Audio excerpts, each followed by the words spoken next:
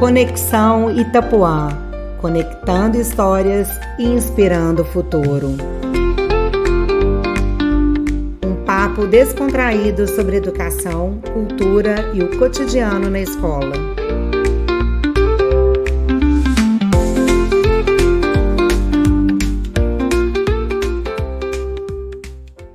Olá, meu nome é Carla Dornas. Hoje vamos iniciar nosso primeiro episódio do podcast Conexão Itapuã. E para esse momento, então, trouxemos uma ex-aluna muito querida, que é a Clara Oelze. Tudo bem, Clara? Tudo, vocês? Tudo jóia. E para deixar esse momento mais descontraído, trouxemos a irmã dela para contar um pouquinho até dos bastidores, né, da vida da Clara. É a Isabela, que é nossa aluna do terceiro ano do ensino médio. Tudo jóia? Graças a Deus. Então tá bom. Ó, esse graças a Deus eu gostei, porque você tá aí batendo na véspera do Enem. Você tá falando que tá tudo bem, já tô feliz. Amém. Ótimo. Tô ótimo. Um pouquinho ansiosa, mas tá tudo bem, né? Tá dando pra levar. Clara, a ideia desse podcast é a gente compartilhar com as pessoas um pouquinho da sua experiência de vida escolar mesmo, de estudar, nessa vida de estudante. Então, quero que você conte pra gente já quais são as suas lembranças dessa época escolar. O que você guarda aí no coração? Eu acho que, assim, a melhor parte do colégio, que eu acho que esse é até um pouco universal, assim, do estudante, o vínculo que você cria com os colegas dentro de sala de aula, acho que é o mais importante, porque a gente acorda às 7 horas da manhã, 7 horas não, né? A gente acorda 6 e pouca, pra vir pra escola às 7, pra geralmente fazer coisas que a gente não quer fazer, que o colégio propõe. Então, matérias que você não se familiariza e aí você fala, não, que saco. Só que aí você tem seu grupinho de amigos dentro de sala, então assim, eu acho que o convívio no colégio é a parte mais importante, que é que assim, o que eu levo pra mim até hoje, eu tenho meus grupos de amigos do ensino médio, fundamental. Até hoje a gente sai esporadicamente, porque não dá pra sair todo dia, mas esse final de semana eu vou encontrar os meninos aqui do terceiro ano de Itapuã. E eu acho que assim, a principal melhor lembrança tá vinculada a isso. Mas como eu fiz outras coisas dentro da escola, então assim, principalmente questão de esporte, que eu tenho um carinho muito grande por uma coisa que eu iniciei minha vida esportiva aqui. Então, a gente juntava, tinha grupos para poder jogar handball, grupos de jogar futsal. O Robert, professor de educação física, ensinava a gente, assim, falava, não, vem aqui à tarde, a gente ensina futsal pra vocês. A gente fazia um grupo, ia todo mundo jogar bola e essa parte da memória de esporte também, de atividade física, eu acho muito importante pra mim, porque é uma coisa que eu criei muito carinho hoje, agora um pouco mais velha. E que eu comecei aqui também, então eu tenho uma memória muito boa. Porque assim, é um momento divertido, tem todo mundo endorfinado, todo mundo rindo. E eu tenho uma memória muito boa também dessa parte. É bom você ter falado isso, que hoje a gente percebe isso nos meninos, né? Eles gostam de vir para a escola, mas eles não gostam de estudar. Porque estudar dá trabalho, às vezes é cansativo, às vezes é chato mesmo. Tem que ter esforço, mas eles gostam de vir para a escola. E aí eu queria que vocês duas falassem sobre isso. Como que um ambiente escolar em que vocês se sintam felizes pode influenciar. E aí, Bela, pensando nisso, que acordar cedo para vir para a escola, igual a sua irmã falou, não é prazeroso, mas como que você, quando chega aqui na escola, você encontra com as pessoas que você gosta, que você tem afinidade, como que isso deixa o seu dia render? Não, com certeza, porque o ensino médio da escola ao todo assim mesmo, não tem muitos alunos, então querendo ou não, a gente cria um vínculo muito forte entre todas as salas do primeiro, segundo e terceiro. E aí, todas as vezes que, por exemplo, a gente chega na escola, a gente vê que um ou outro colega tá triste, a gente consegue dar um up naquele ânimo ali, naquele momento. Todas as vezes que tem troca de professor, a gente vai pro corredor, começa a debater X assunto, e é muito bom, porque a gente vai deixando a cabeça mais leve, sabe? E aí o peso de estudar fica mais aturável. Isso mesmo, fica mais leve, foi o que você falou, né? Ô Clara, como que você acha que o Instituto Itapuã impactou na sua vida escolar? Então, E no que você também, quando fala da sua vida escolar, não, no seu desempenho assim, de estudante mesmo.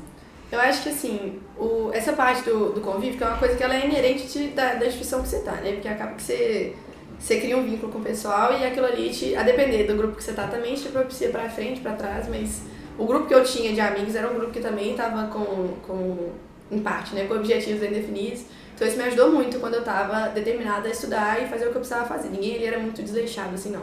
Só que eu acho que tem uma parte aqui em Itapuã, que como é um colégio menor, a gente tem muito contato com os funcionários. E com a equipe, né? Não só funcionários, mas com a equipe até de coordenação mesmo. Então isso a gente tem uma proximidade muito grande com o colégio. Então, assim, é eu chegar e o funcionário saber, às vezes, como é que eu tô, porque me viu me esperando lá pra entrar no colégio, sabe como é que eu tô, conversa, eu tenho liberdade pra fazer uma piadinha com qualquer pessoa que eu encontrar aqui no colégio. A diretoria, já consegui, tipo assim, se precisar resolver um assunto comigo, às vezes eu nem preciso, tipo assim, levar pra diretoria um problema, eles já me chamam pra me sugerir alguma coisa, tentar tornar o meu cotidiano, a dinâmica que eu tô no colégio melhor. Eu acho que essa integração entre a estrutura do colégio e o estudante ajuda muito, porque se consegue, assim, alinhar com a individualidade do estudante para conseguir chegar em algum lugar, entende? Eu tinha... quando eu estava no terceiro ano, eu fiz na pandemia. Então, que foi o primeiro ano da pandemia, estava tudo fechado, a gente ficou no online, né? Chegou no período do Enem, eu não queria fazer trabalho, não queria fazer atividade, eu estava determinada a estudar para o Enem. Eu mandei mensagem para a equipe inteira de professores que estavam comigo, dos funcionários, falei, gente, eu não vou poder entregar trabalho por agora para casa, vou levar uma ocorrência, faz o que vocês acharem melhor. E como eu já tinha proximidade, eu tinha um vínculo muito grande com a equipe que estava trabalhando comigo, o pessoal estava falando, não, beleza, a gente ignora essa questão das ocorrências, porque você tem um objetivo muito claro. Eu já tinha também um crédito com os professores, porque é sempre uma aluna que estava muito atrelada com os trabalhos e tal, não deixava a peteca cair. Então, eu acho isso muito importante, porque assim, se não tivesse feito isso também no final, isso me ia atrapalhar muito. Então, essa liberdade de você debater com a própria instituição é muito importante. E aí, pensando no que você falou, quando a gente tem clareza do que a gente quer, a gente consegue fazer escolhas mais conscientes e arcar com as consequências, né? E aí, por coincidência, a sua irmã também tá tendo essa mesma estratégia, né, Bela? A Bela tá aí para fazer o Enem, e aí, recentemente, você me procurou para falar que em alguns para-casas você não iria fazer, porque você preferia usar esse período para você estudar. Me conta um pouquinho como que tá isso, como é que você chegou a essa conclusão, Bela? Até dentro da nossa sala mesmo, porque é uma sala pequena, são poucos alunos, a gente discutiu isso, debateu lá na sala e a gente estabeleceu as prioridades que a gente tem. Tanto com os próprios professores, eles entenderam de forma a não entuchar a nossa tarde, por exemplo, de atividade complementar que a gente deveria entregar na mesma semana. Então, não só os professores ajudam, mas como a gente também já abriu mão dessa parte de dedicar essa parte do tempo que a gente vai estar voltado a estudar para o vestibular, para o Enem, e fazer o que a gente tem que fazer, da forma que vai ficar mais proveitoso para a nossa vida. É isso mesmo, é você saber fazer escolhas, né? E pensando um pouco também sobre isso, estudar não é prazeroso, né? Como que você decidiu, claro, o que você queria seguir de carreira? E depois eu vou fazer essa pergunta para você também, Bela. A gente já sabe, claro, que você fez medicina, está fazendo medicina, mas conta pra gente também uma questão de como você decidiu fazer medicina, como é que foi esse processo, quando você decidiu fazer medicina, como é que você estruturou sua vida para alcançar esse objetivo? Quando eu era pequena, eu já queria um curso da saúde. Então, tipo assim, eu gostava... Mas eu tinha um sonho quando era criança de fazer veterinária. Não queria fazer medicina, não. Mas assim, foi sonhando irreal, porque eu tenho muita alergia a bicho. E eu lembro que a minha mãe comprava a Barbie veterinária, e eu ficava encaixando os curativos nos bichinhos. E aí, assim, desde pequena eu tenho essa vontade de estar seguindo algum curso da saúde. Quando chegou, assim, no 8º, no ano, que eu via pessoas próximas a mim, mais velhas, obviamente, entrando no curso de medicina. Eu fiquei com vontade, eu queria fazer isso também. E eu falei, eu entrei no ensino médio com a cabeça fechada de que eu queria fazer medicina e era isso que eu ia seguir. Só que assim, isso ajuda no passo de que a gente cria um objetivo um pouco a longo prazo, né? Porque quando o Enem, ele abarca todo o conteúdo do ensino médio inteiro. Então, se você faz um ensino médio bom, bem estruturado, tipo assim, entendendo, você não precisa decorar tudo que você está aprendendo desde o primeiro ano. Mas se você entender o que você está aprendendo no primeiro ano, quando você for revisar isso no terceiro, fica muito mais fácil. Então, você fazendo o ensino médio, já com a ideia de que, tipo assim, você vai ter que prestar um Enem, e que esse Enem, no meu caso, era uma nota muito alta, então eu tive que aumentar muito meu sarrafo para poder estudar. Isso me ajudou muito a entrar no ensino médio com a cabeça de que eu tenho que fazer um ensino médio decente, eu tenho que me dedicar a isso aqui. Não preciso ficar maluca, porque eu tô no primeiro ano do ensino médio, mas eu tenho que fazer isso aqui de forma decente. Então, ele me ajudou muito a ter foco enquanto eu estava aqui no colégio. E apesar de que, assim, eu sei que muitos alunos, meus próprios colegas que estavam comigo no ensino médio, foram descobrir o que eles queriam, tipo assim, no terceiro ano. Isso não impede a pessoa de ter feito um primeiro ano decente e um segundo ano decente. Justamente porque, assim, todo mundo que quer fazer um curso superior, e que hoje em dia é uma realidade que, assim, tá cada vez mais difícil de fugir, se você quer ter uma ascensão de carreira e uma segurança no mercado de trabalho, acaba que você vai ter que prestar o Enem, ou então algum outro vestibular, que é até um pouco pior em questão de nível de estudo.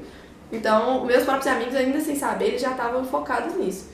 Só que aí eu também não, assim, foi muito flexível. Quando eu não passei em medicina de primeiro, então eu queria um curso da saúde, mas eu fui fazer odonto porque minha nota não tinha dado em medicina de primeiro momento.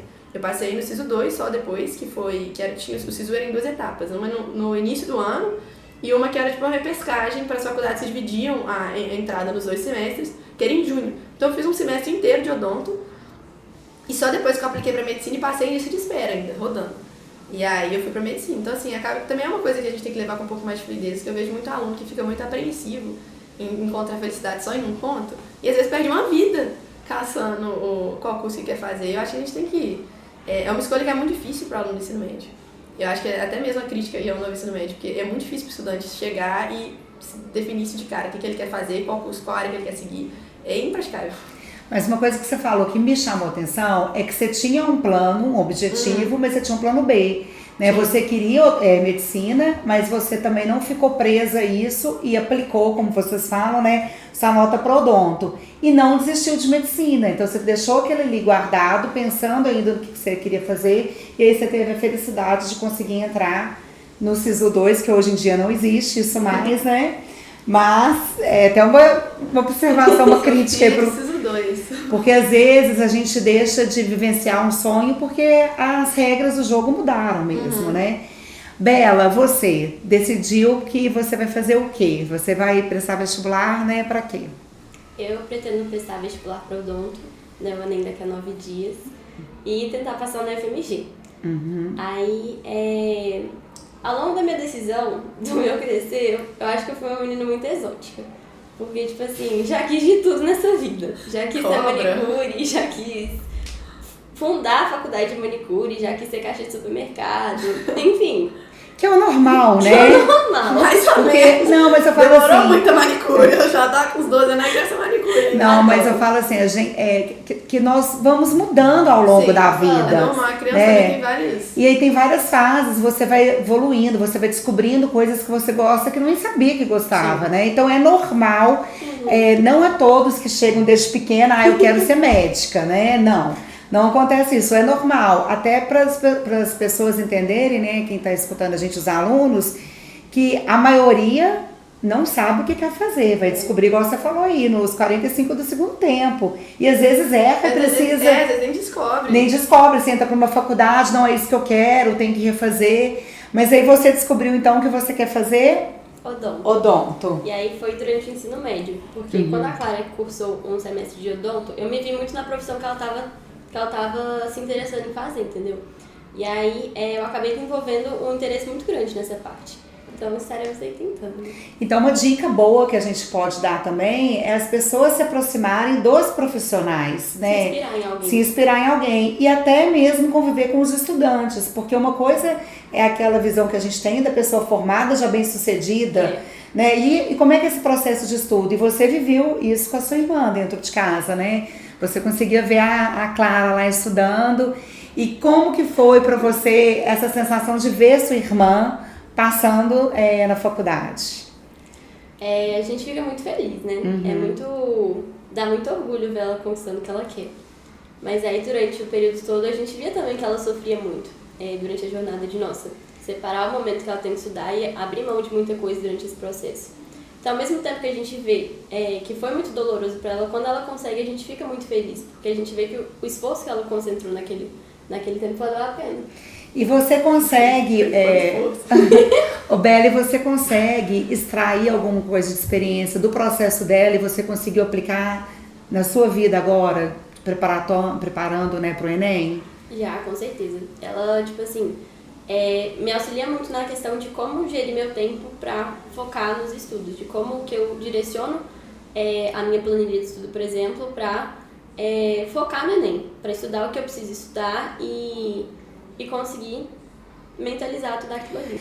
Ô Clara, algum professor, quando a gente lembra de época de escola, algum professor te inspirou, te inspira até hoje? Eu falo assim, quando você está lá na faculdade, no curso de medicina, que teoricamente, né, pensando numa escola pública, né, a gente tem os melhores, né, ranqueados ali. Você consegue perceber que você é melhor em uma área por conta de algum professor que você teve? Você acha que a escola impactou nisso ou que você já é essa sumidade que você é por ser você? Então, eu acho que eu tenho ainda, né? Não tinha. Eu criei um vínculo muito grande com os professores de ensino médio, então eu tenho um carinho gigante por todos eles, mantenho contato com grande parte até hoje, principalmente os que tem Instagram ou rede social, fica mais fácil. Então, eu tenho contato com meus professores de história, matemática, geografia, encontro elas às vezes no rolê, assim, aleatório, a gente se cumprimenta, eu fico muito feliz de encontrar, inclusive. E assim, se eu for escolher algo em destaque, eu tenho muito carinho, e aí assim, por N fatores, pela Leandra, que tipo assim, a Leandra é uma experiência aqui no colégio, na verdade, né? Porque a primeira vez que você pega ela, assim, sua até frio. Porque ela é uma pessoa muito rígida, então a gente tem um choque quando a aluna, tipo assim, a pessoa entra, você já até se apruma, se você não entrega para casa, né? Advertência, se entregar incompleto, advertência, fez do jeito que ela advertência, e é isso, ela vai te pôr na linha. Só que assim, a Leandra ela vai amaciando, então na hora assim, vai passando ao longo dos anos, chega no final ela é uma manteiga, ela é um doce de mulher. E eu tenho um carinho muito grande, que ela me ajudou muito na hora que eu tava precisando. E a questão do português, ela é professora de português, não esqueci de falar. Você vê o português, meu trabalho, na verdade, ele tá muito vinculado com comunicação. Então, assim, todos os cursos, não tem nenhum curso assim que eu possa falar, até dentro da medicina, o patologista não conversa com muita gente, vai ter que ter a habilidade comunicativa.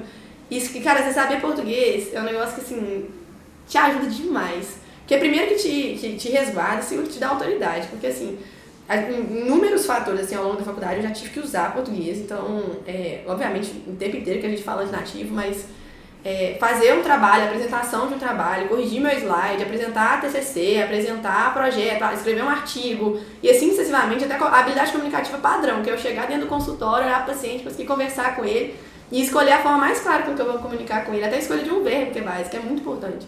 Então eu acho, eu dou um destaque assim para essa parte, porque ela faz com muito mérito. Ai, que bom. E você, Bela, como é que você percebe? Vocês então tiveram, né? A Bela ainda está cursando, mas está aí já nos 45 do segundo tempo para sair do ensino médio.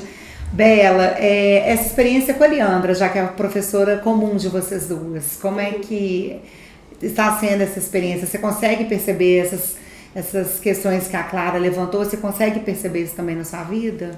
Não, com certeza. A Leandra é uma professora que ensina muito pra gente, não só dentro da nossa vida, nas questões pessoais mesmo, quanto no português, né? Porque acho que de todos os aspectos ela conseguiu não só mostrar pra gente a importância de, sei lá, oração subordinada, fran, na nossa vida e no nosso texto, quanto nesse processo todo a gente consegue melhorar muito a redação com ela, principalmente, porque ela é uma professora excepcional nesse aspecto. E aí eu tenho muito agradecimento em relação a isso, porque minha redação era tadinha. Tadinha. Era muito ruim. E aí, ao longo do tempo, tive 4 anos, né, de redação com ela.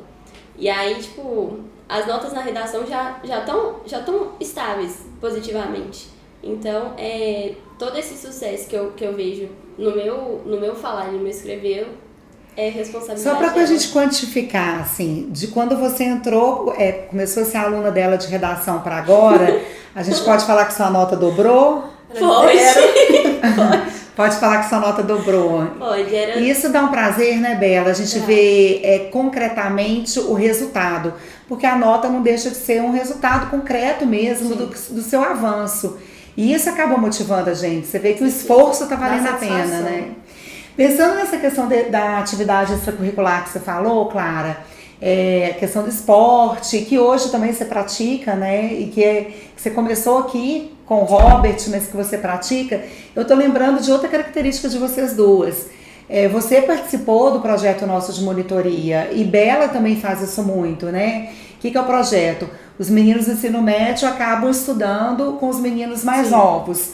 Como que isso trouxe, o que trouxe de ganho para vocês? Porque, de certa forma, algumas pessoas podem pensar, poxa, eu tô perdendo 1 hora de estudo minha para me dedicar ao menino do 6º ano que não sabe fazer uma dificuldade lá de matemática, que eu sei fazer sem pensar 2 vezes, né?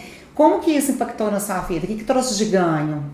Eu acho que assim, quando a gente fazer até um parênteses, quando a gente tá na faculdade, a gente vai ter aula de fisiologia, a gente aprende muito sobre fisiologia de aprendizado. E a forma com que assim, se destaca, a melhor forma da gente aprender qualquer coisa é quando a gente ensina outra pessoa a fazer. Perfeito. Eu lembro que assim, no meu terceiro ano não, vou colocar assim, segundo ano, eu comecei a estudar no segundo ano. Eu passava as tardes de 2 dias, 3 dias aqui no colégio para poder fazer essa iniciativa. E assim, no início eu também eu ficava tipo assim, nossa, mas que saco, eu olhava pra essa apostila aqui, tanta coisa que eu tinha que fazer, eu ficava, meu Deus, só uma hora vai me custar 3 horas da manhã e tal. E dá uma sensação de desespero na gente, porque o tempo, a sensação quando você tá estudando é que você não tem tempo pra fazer nada.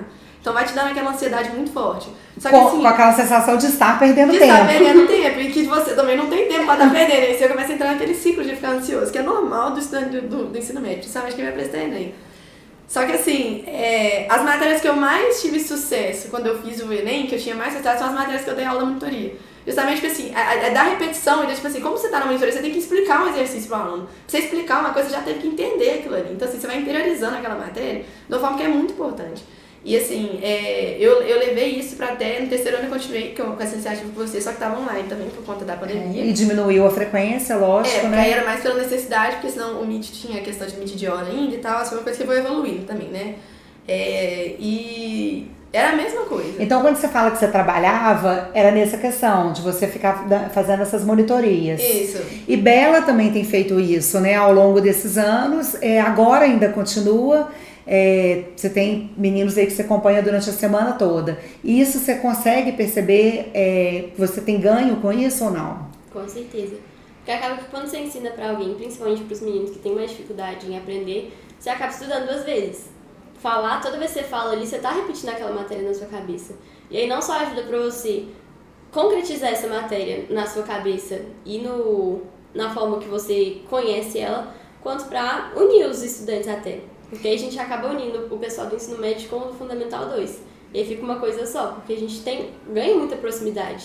Principalmente quando a gente entende a dificuldade deles e sabe como é que a gente ensina de forma direcionada para cada pessoa. E pensando nisso, tanto que também vocês têm que ser flexíveis, que às vezes vocês preparam uma aula, né? Não deixa de ser uma aula. Vocês preparam aquele momento para ensinar de uma forma e chega lá, não deu certo. E vocês têm que se virar para pensar qual estratégia que vocês vão usar para conseguir passar o conteúdo, né? Até forçar a gente, porque tem muita pluralidade de estudante aqui. Então, assim, você ensinar, às vezes, um aluno que é neurotípico, às vezes eu vou entrar. Na hora que eu ensinar o aluno, eu vou falar, meu Deus, o que eu vou fazer? A primeira vez assim, na hora que eu explicava do jeito que eu ficava normal, eu falei, nossa, vou ter que me reinventar. E esse processo de reinventar é muito importante, porque eu levo isso muito pra química agora também. Então, eu vou atender, eu já tenho, às vezes, eu tinha alunos da mentoria que, tipo assim, que eu tinha um carinho muito grande, que eu tinha que me reinventar pra aprender a fazer as coisas, que hoje, assim, chega na clínica eu já sei lidar com aquele tipo de paciente, sabe? Principalmente na pediatria.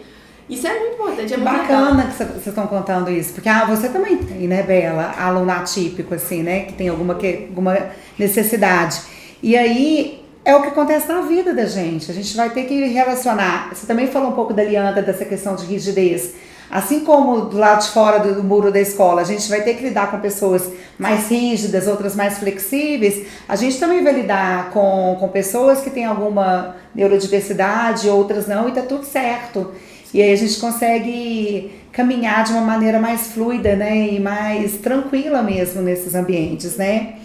Agora vamos falar um pouquinho, gente, dessa questão, dessa relação entre funcionário e aluno. Como vocês já falaram, aqui é uma escola, que não é uma escola, que é uma rede, então aqui é uma escola pequena, é uma unidade só.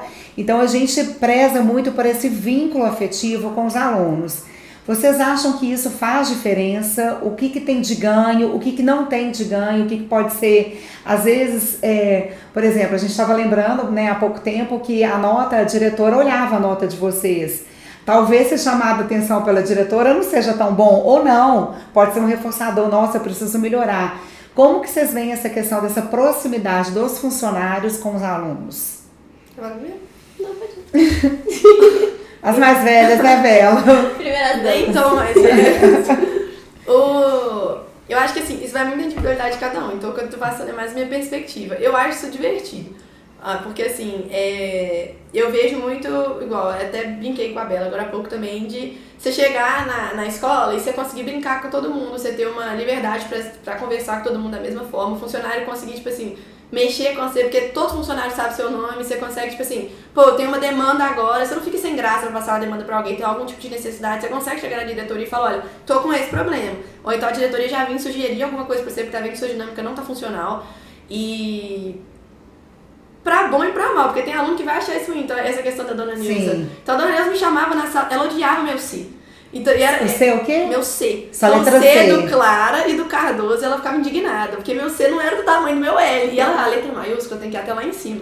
Toda prova, pra entregar minhas provas, ela me chamava na sala dela pra me ensinar a escrever o C. E eu não escrevia C de jeito nenhum. Só que eu achava isso divertidíssimo. Porque ela ia lá e ao mesmo tempo que ela xingava minha letra, ela elogiava minha nota. Então eu criava um vínculo, tipo assim, não, vou lá, ela vai xingar minha letra, mas ela vai falar que eu fiz super bem. E olha que bacana isso. Você, na sua reflexão interna, você chegou à conclusão que a letra C do nome próprio não faz diferença ser do tamanho do L. Não. Mas você respeitava ela e via a beleza dela ter essa preocupação com você, né? E elogiar seu resultado, né? Agora, eu fico pensando assim, eu trabalho na escola tem 26 anos. Estudar não é fácil. E adolescência, gente, é muita transição. Se a vida da gente é feita de mudanças, a parte da adolescência é onde que estão mais concentradas essas mudanças, porque desde a mudança hormonal, a você se descobrir, a ter que pensar no que você quer ser da vida, né, qual faculdade que você vai seguir, são muitas variáveis aí. Estudar não é fácil. Então eu fico pensando assim, o menino vem aqui para a escola para passar essas horas aí conosco, obrigado. Porque ninguém acorda de manhã, eu quero estudar, eu quero ter uma aula de química. Não é bem assim, então tem que vir para a escola. Então eu tento aqui na minha prática fazer esse ambiente escolar o menos doloroso, o menos desagradável possível. Então a minha ideia, na hora que eu estou recebendo os alunos aqui, acolhendo, é que a escola seja mais leve, fique o mais leve possível. Porque tem já a parte chata de cobrança, gente, de ter que ter resultado, de mostrar desempenho acadêmico, precisa. De ter que ter rotina de coisas que a gente não gosta de fazer, mas que precisam ser feitas. Então a gente tem essa preocupação. E eu quero saber de você, Bela, se você consegue, você enquanto aluna, perceber essa nossa preocupação com o bem-estar de vocês. Não, com certeza. Igual, por exemplo, quando a gente vai entrar na escola, ou pela portaria de cima ou pela portaria de baixo, na de cima o Ailton fala sextou numa segunda, com o maior sorriso no rosto. Falando, tipo, muito feliz mandando a gente entrar. E pela portaria de baixo, o Xande, por exemplo, que é o Alexandre, né? Ele chega pra mim, nossa, a Bela mais bela chegou na escola agora pra iluminar meu dia. Você vai lembrar disso pro resto da vida. Com certeza. E tipo assim, no dia mais feio eu me sinto a pessoa mais bonitinha que existe ali dentro da escola. E aí acaba que, mesmo se o nosso dia estivesse mal e ninguém tivesse conhecimento disso, eles levantam o nosso astral, sabe? Não só dentro da coordenação, por exemplo, quando você, por exemplo, foi me chamar, Bela, o que aconteceu? Aí eu fico assim, porque você sabe que você sabe, só que eu ainda não tinha chegado a te contar. E aí essa preocupação e essa percepção que vocês têm de cada aluno, porque vocês são muito próximos da gente e conhecem cada peça que vocês têm aqui dentro da escola, ajuda muito na questão de, nossa, sei que se eu tenho algum problema, eu posso contar pra vocês que tá tudo bem. E tá tudo bem mesmo, porque o lugar de errar é aqui na escola também, né? Então, às vezes, eu fico pensando muito nisso, que o emocional de vocês é o meu foco, e não deveria até nem ser. Se a gente for pensar de uma maneira rasa, as pessoas devem pensar qual que é o principal foco do aluno, dos profissionais na escola. É você ter o bom desempenho acadêmico, nota, resultado. Mas eu acho isso muito raso, porque para mim, vocês emocionalmente estarem bem, felizes aqui, o aprendizado flui. Lógico que a gente tem aqueles casos que tem alunos com dificuldade de aprendizagem, às vezes tem uma resistência ali com a área da exata e nós vamos trabalhar isso. Mas se a pessoa está feliz, as coisas fluem mais fáceis, metade do caminho. E eu tenho uma preocupação muito grande com isso, do emocional de vocês estarem bem. E aí, tanto você, Clara, quanto com você, Bela, como que vocês acham que é essa flexibilização das coisas aqui na escola, né? Até de atividade, às vezes não está bem para assistir uma aula, Carla, eu preciso sair para beber uma água. Isso traz resultado? Como é que vocês avaliam isso? Até com os próprios professores, sabe? A gente tem uma relação muito próxima de ser clara e direto com o que a gente está sentindo em relação a cada aula. No sentido de, nossa, essa aula aqui não tá ruim, não tá proveitosa pra nossa turma. Não tá rendendo. Não tá rendendo. E eles mudam a metodologia de ensino, entendeu? Da mesma forma que, por exemplo, quando a gente não tá bem um dia, a gente fala, teacher, preciso ficar lá fora um tempinho, depois eu volto quando eu estiver melhor. E, tipo, os professores falam que nem precisa avisar, que você só precisa sair. Porque, às vezes, a pessoa não tá disposto e bem pra falar realmente não tá bem. E aí, eu acho a dinâmica de deixar claro que tá tudo bem você sair da sala um tempinho pra se recuperar e voltar quando estiver se sentindo melhor, é muito bom. Porque você se sente acolhido e, olha, posso partir daqui quando eu quiser. Porque tá confortável, entendeu? E aí, pensando nisso, como que é bacana a gente ter responsabilidade no processo nosso de educacional. Quando a gente tem certeza que um aluno é esforçado, é aplicado, nós do lado de cá, como profissionais, quando uma aluna fala assim, Carla, eu preciso dar uma respirada. Eu sei que ela precisa mesmo, não é uma estratégia para matar uma aula, sabe? E como que é bacana ser tudo transparente, né? Clara, você na faculdade lá, como que é essa vida de faculdade? Você consegue ter isso com os professores ou é uma realidade totalmente diferente? Cara, é uma realidade muito diferente, né? Porque assim, a gente sai da perspectiva que a gente tem poucos alunos por sala, igual eu pego o odonto porque o odonto é o mais drástico, eu tinha 80 colegas de sala. Então assim, você chegava no auditório, às vezes o professor não sabia nem seu rosto, porque coitado, você não pode nem exigir isso dele. Nem você sabia dos colegas todos, assim, né? Às vezes o professor, trocava de professor 3 pessoas por moda, eu não sabia o nome do último mais, porque assim, troca muito rápido. Então a dinâmica é que você perde muito esse vínculo, apesar de que assim, agora eu tô na UFOP, as turmas são mais sucintas. Então eu tenho 30 alunos por sala. Fica 40, sempre vai entrando transferido, mas aí eu consigo ter uma dinâmica melhor com o professor. Então assim, eu sou uma pessoa que naturalmente sou extrovertida. Então eu tô sempre movimentando com os professores. Então eu tenho facilidade pra chegar e falar, pedir pro professor e tal, olha, você consegue trocar isso comigo? Porque o legal da faculdade é isso, que você tem liberdade pra fazer. A gente esquece quando a gente tá na faculdade, mas a gente é adulto, né? Eu esqueço que eu sou adulto. E na hora que a gente chega lá, você tem, tipo assim, você não precisa pedir nada pro professor, uma conversa entre duas pessoas adultas. Então é bem horizontalizado nesse sentido. O que eu acho legal de quando a gente traz isso pro próprio ensino médio, porque assim, são pseudo-adultinhos, né? Ainda mais dentro da cabeça. Adolescente eu me sentia mais adulta do que eu me sinto agora. Sim. Então, essa ideia ela é muito divertida, porque é a dinâmica positiva de dentro da faculdade, que ele te dá liberdade.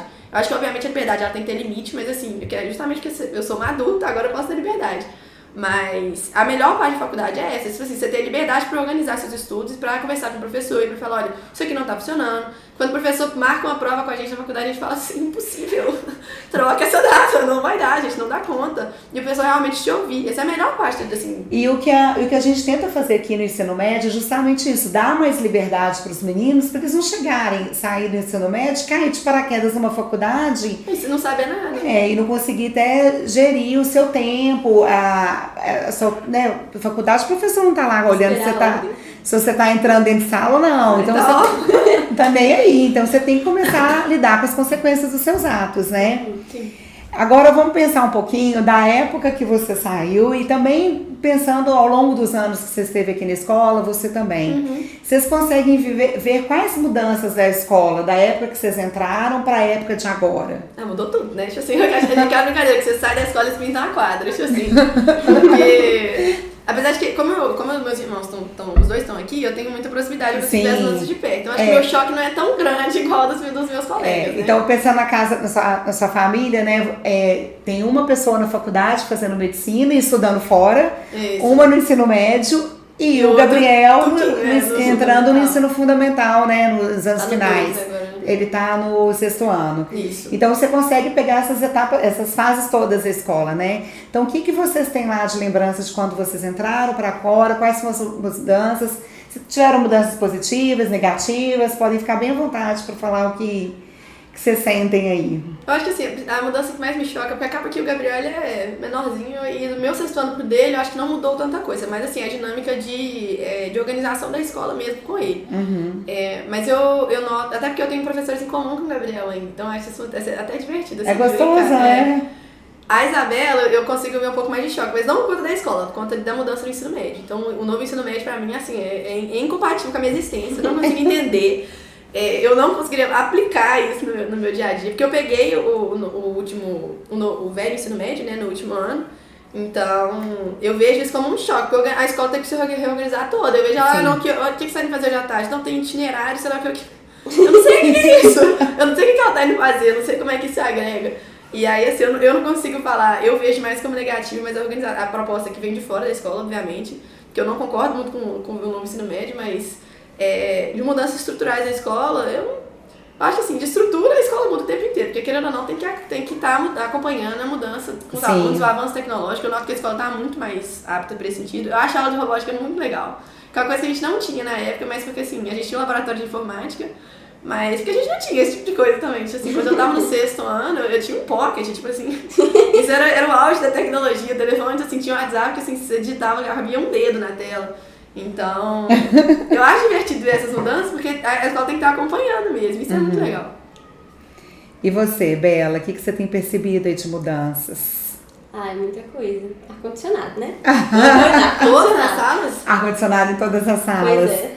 Mas sabe, vamos abrir um parênteses. A gente estava pensando sobre isso, conversando recentemente. Se você pensar aí há 20 anos, a gente tinha estações muito bem definidas em Belo Horizonte, né? Nós somos aqui de BH, e não fazia o calor que se faz. Hoje, praticamente esse ano, a gente não teve inverno e calor o ano inteiro. Então, hoje é inviável a gente pensar num aluno estando 100% focado numa aula com o calor que está em Belo Horizonte, não tem como. E se a gente pensar que a gente se preocupa tanto com o bem-estar dos alunos, eu quero que os meninos estejam bem para aprender. As coisas vão evoluindo na medida que precisam ser feitas. E a intenção é a gente não perder esse tempo da mudança. O que precisa ser feito? Né? Então a gente está muito atenado agora a isso. A escola passou por um processo de transição também, né? Os fundadores agora não estão vivos mais. Então a segunda geração que assumiu a direção da escola, então a gente está muito focado nessa questão do que tem sido feito nas escolas aí do Brasil inteiro e às vezes até mundiais para a gente trazer e aplicar aqui. Você consegue perceber isso, Bela? Não, com certeza. Até mesmo toda a adaptação das salas, né, em relação ao multimídia, que é o projetor para os mais jovens. Em relação ao laboratório, por exemplo, tem os microscópios, tem as questões mais atualizadas mesmo, sabe? Dos reagentes que a gente precisa. A gente vê que tudo que os professores mesmo pedem pra gente fazer uma prática direcionada a tal assunto, eles pedem pra escola e a escola consegue levar isso num tempo bom, um tempo bem razoável. Então você vê o esforço da escola, né? E tentar a demanda dos professores e dos alunos também, né? Outro dia eu fui pleitear já tem um tempo isso, o Fute-Mesa lá. Sei. Chama Fute-Mesa, né? Fute-Mesa. Aí eu falei, gente, os meninos precisam. Aí perguntaram, mas por que precisam? Gente, eu quero que eles sejam felizes no recreio. E aí a gente vem com esses argumentos para a direção e a gente tem conseguido bastante coisa aqui. E usam até hoje. E eles usam. E a gente vê crianças, alunos felizes aqui na escola é que dá prazer. A gente vê os meninos não indo embora, ficando aqui depois do horário, é o gostoso de uma escola. Você vê a escola viva, né? Clara, você ainda mantém contato com seus ex-colegas? Como é que é essa história? Mantém, tipo assim, o pessoal do ensino médio como a gente criou, porque do 9º ano saiu muita gente da minha sala. Então eu tive no ensino médio um grupo mais fechadinho, mas que é nosso mesmo, de amizade, que a gente tem um grupo até hoje. Eu sempre encontro eles no bar amanhã, tipo assim, e é divertido a gente ter esse contato, porque todo mundo tá na faculdade agora, todo mundo tá fazendo uma coisa completamente diferente. Então, tem dois fazendo engenharia, eu fazendo medicina, a gente fazendo enfermagem, química, e vai todo mundo misturado, ninguém entende o que nada, nenhum tá fazendo. Só que aí chega, não vai todo mundo falar da faculdade, tipo assim, você acha o máximo, porque no dia a dia da escola o gostoso é esse. Você chegava, tipo assim, 7 horas da manhã, você ia xingar sua mãe pelo que sua mãe fez, ele ia falar alguma coisa que para a casa deu errado, e você tinha uma proximidade muito grande de informação. Então, na escola todo mundo sabe a sua vida. Até porque a sua vida é basicamente a escola. Exatamente. Então, todo mundo sabe tudo. E aí, ter esse contato é muito gostoso, porque você também evolui com o pessoal. Agora, pra encerrar esse bate-papo gostoso que a gente teve, quais conselhos que você daria, Clara, para esses meninos que estão no ensino médio? Tipo assim, eu acho que a minha perspectiva de pandemia, ela me mudou um pouco de noção de como é que eu enxergava o ensino médio. Porque eu falei, eu fazia o ensino médio muito centrada. Então, em fazer estudar muito para poder passar, e todo esse primeiro ano eu tava fechado nisso na minha cabeça.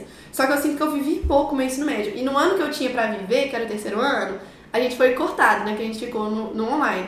Então, eu acho assim, ao mesmo tempo que é muito importante o pessoal viver o ensino médio, principalmente o primeiro e o segundo ano, com foco e tal, ter calma também, porque assim, o Enem vai estar aí pra todo mundo, a gente vai formar você forma com 18 anos, você pode formar com 25 ao invés de 24, tipo assim, isso não muda.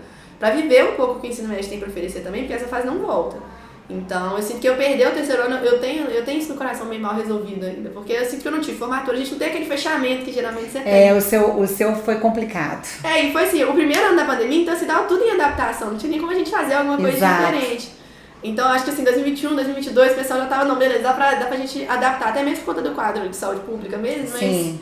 Mas eu acho que o pessoal tem que focar muito, principalmente em tempo. Ao mesmo tempo que o tempo passa, você tem que curtir o tempo que ele passa, o tempo passa e ele vai te cobrar lá na frente que ele passou. Então, acho que a questão do tempo, acho que é a mais importante, assim, pra quem tá formando agora. Mas pra não deixar de viver, porque assim, vai fazer um churrasco, vai pro churrasco, vai fazer festa pijama, vai pra festa pijama. Tipo assim, depois que você tá com 30 anos, você não vai pra festa pijama mais, tipo assim.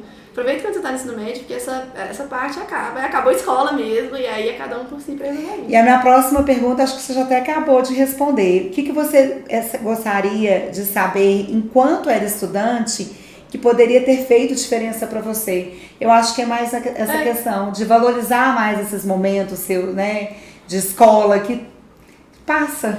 Porque eu acho que assim, eu falo isso, mas eu acho que é meio imutável. O adolescente, ele é uma pessoa infeliz. Não tem jeito. O adolescente, ele sofre demais.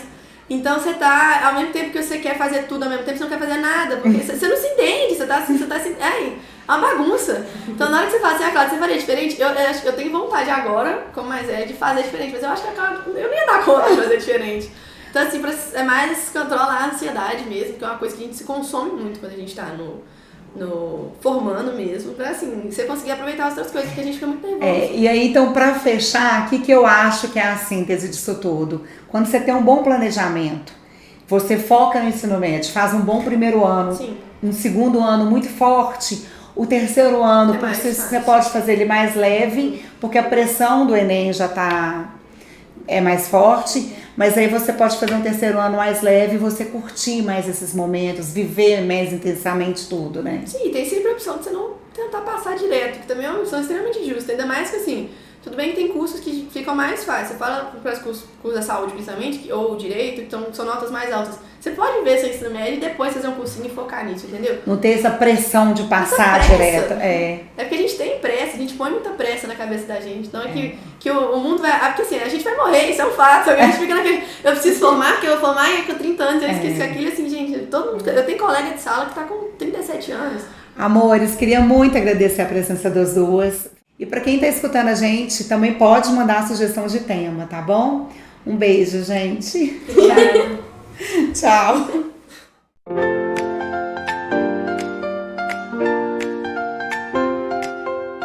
Conexão Itapuã, conectando histórias e inspirando o futuro. Um papo descontraído sobre educação, cultura e o cotidiano na escola.